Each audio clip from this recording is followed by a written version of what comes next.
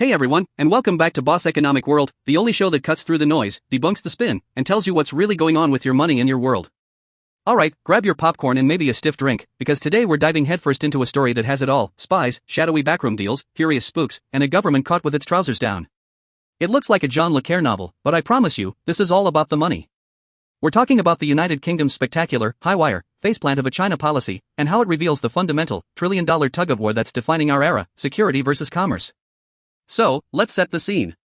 The date is October 21st, 2025. For the past 2 weeks, the British press has been having an absolute field day. Why? Because the government's big, flashy prosecution of two guys, Christopher Cash and Christopher Berry, accused of being spies for China, just collapsed. Poof. Gone. Like my hopes for a quiet weekend. The case was dropped right before the trial. The director of public prosecutions, a man named Stephen Parkinson, is basically pointing a giant, neon finger directly at number 10 Downing Street, accusing them of sabotage. And at the center of this hurricane is one man, Jonathan Powell. Now, if you haven't heard of Jonathan Powell, that's by design. More than 2 decades ago, he famously said, "My job is best done in the shadows." He's the ultimate Whitehall Mandarin, the whisperer in the Prime Minister's ear, the guy who makes the uncomfortable phone calls. He's the brains behind the foreign policy of a Prime Minister, Keir Starmer, who's famously new to the global stage. Think of him as the guy who programs the GPS while the PM does the driving. The intelligence agencies, MI5 and MI6, the real-life James Bonds and George Smileys, are reportedly apoplectic. For years, they've been screaming from the rooftops about the threat from Chinese cyber attacks and intelligence operations. They spent years building this case, only to watch it get thrown in the bin. So, the big question is, why? What could possibly make a government kneecap its own spycatchers in such a public way? The alleged motive, the one everyone is whispering about, is as old as time itself: money. And fear. The fear of angering Beijing. The fear of jeopardizing the fantasy of a better trade relationship. In simple terms, the accusation is that the government deliberately tanked its own legal case because it was worried about its bank account. This isn't just a political scandal. This is the messy, ugly, and incredibly important reality of dealing with China in the 21st century. It's a high-stakes poker game, and the UK government just showed its hand. And folks, it's not a royal flush. To understand what's happening, let's use an analogy. Imagine the UK is a player at a global poker table. For decades, its main partner at the table has been the USA.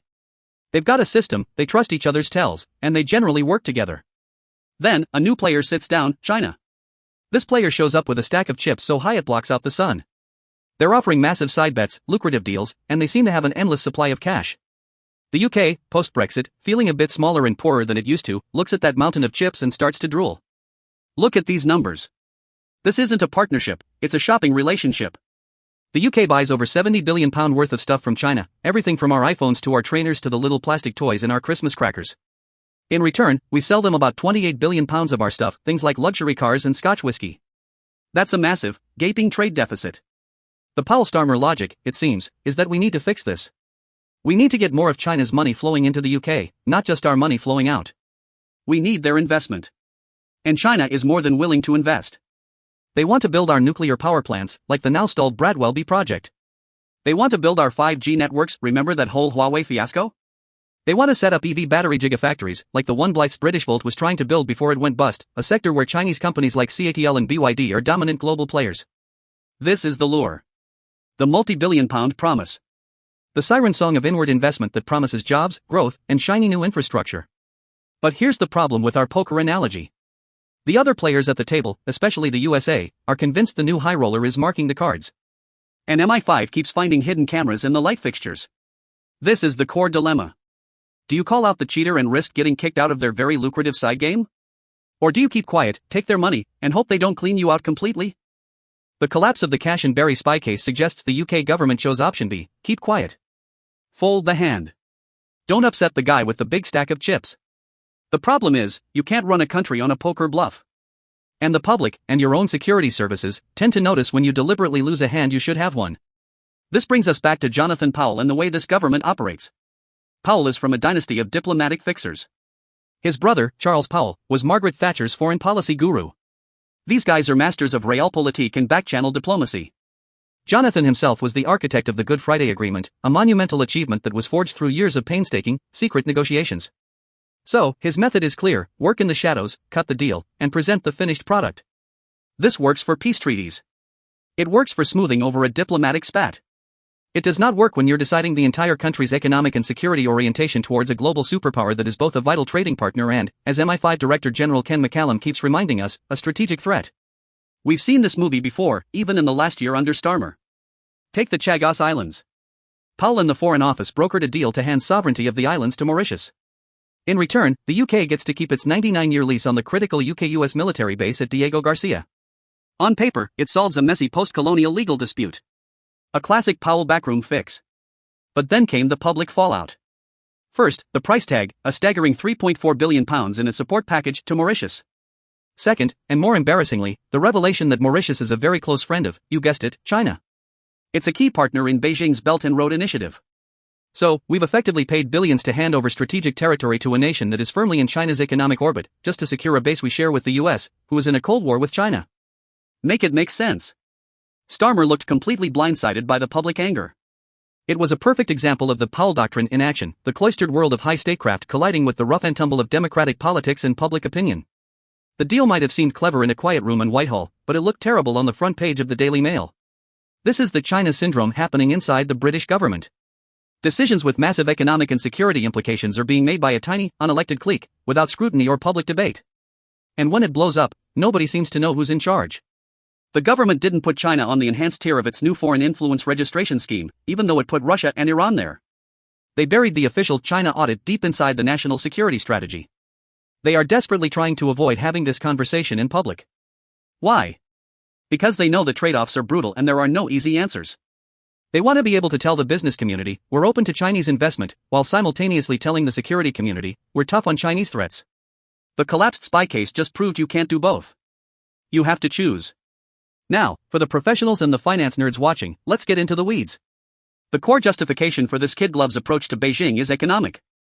The argument goes that we need China for our prosperity. But do we? Let's look at the history. A decade ago, under the conservative government of David Cameron and George Osborne, the UK declared a golden era of relations with China. They rolled out the red carpet for President Xi Jinping. They talked about becoming China's best partner in the West. The hilarious, tragicomic truth? During this vaunted golden era, UK trade with China actually declined. The promise of Chinese billions flooding into the UK proved to be largely illusory. Major investments that were announced with great fanfare, like the aforementioned nuclear plants, were either frozen, reversed, or tangled in security reviews as soon as the political winds changed and the reality of dealing with state-owned enterprises dawned on people. The logic seems to be based on a fundamental misunderstanding of how China operates. Beijing doesn't invest out of the goodness of its heart. It invests for strategic reasons, to acquire technology, to gain influence, and to secure access to critical infrastructure and resources. When the UK welcomed Huawei, it wasn't just getting cheaper 5G, it was potentially giving Beijing a kill switch for its national communications network. It took a massive, sustained pressure campaign from the US and our own security services to get that decision reversed. This isn't about being anti-China. This is about being pro-reality. The fantasy that you can separate China's economic engine from its state security apparatus is just that, a fantasy. They are two sides of the same coin. Every major Chinese company has internal Communist Party committees. Their national security laws compel any company or citizen to cooperate with the state's intelligence-gathering efforts. To pretend otherwise isn't sophisticated diplomacy, it's willful blindness. And this blindness has a cost. While the government chases phantom investments, MI5 has revealed it is now running 7 times as many investigations into Chinese activity as it was in 2018. They say Chinese state-sponsored groups have targeted everyone from defense contractors to university academics to members of parliament.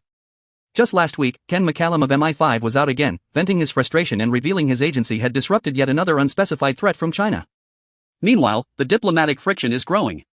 A decision on a new Chinese super embassy near the Tower of London has been delayed, prompting Beijing to warn of consequences. This doesn't look like a confident, coherent strategy. It looks like a government paralyzed by indecision, trying to appease everyone and satisfying no one. So where does this leave us? The Starmer-Powell worldview isn't entirely crazy. Their objectives are, on the surface, sensible. They want to keep the US engaged in Europe, shore up NATO, and get punishing US tariffs on UK steel and other exports lifted. Jonathan Powell is an Atlanticist and a Europhile, and he correctly assesses that post-Brexit Britain cannot afford to be isolated from its 2 biggest neighbors. But a strategy is not a wish list.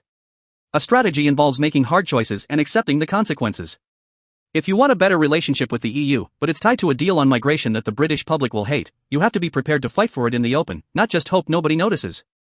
If you want to appease President Trump, as Starmer's government has done with surprising success, to secure a trade deal, you have to accept the political cost of being seen as obsequious by your own party and allies.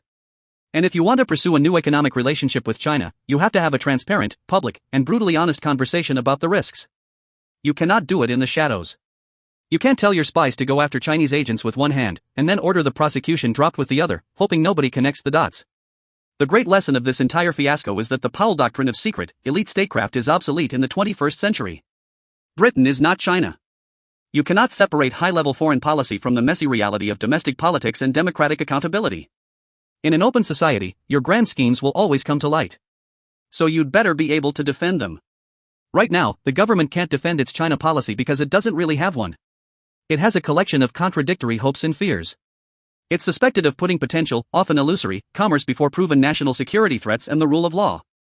And in the middle of the biggest political storm of his premiership, the Prime Minister has once again gone missing from the battlefield, leaving his shadowy advisor to take the heat. In the high-stakes game of geopolitics, when you try to play both sides against the middle, you don't end up looking clever. You end up just playing yourself. And right now, the security and prosperity of the British people are the chips being lost in a game they were never told was even being played. That's all the time we have for today. Think about it. Question everything.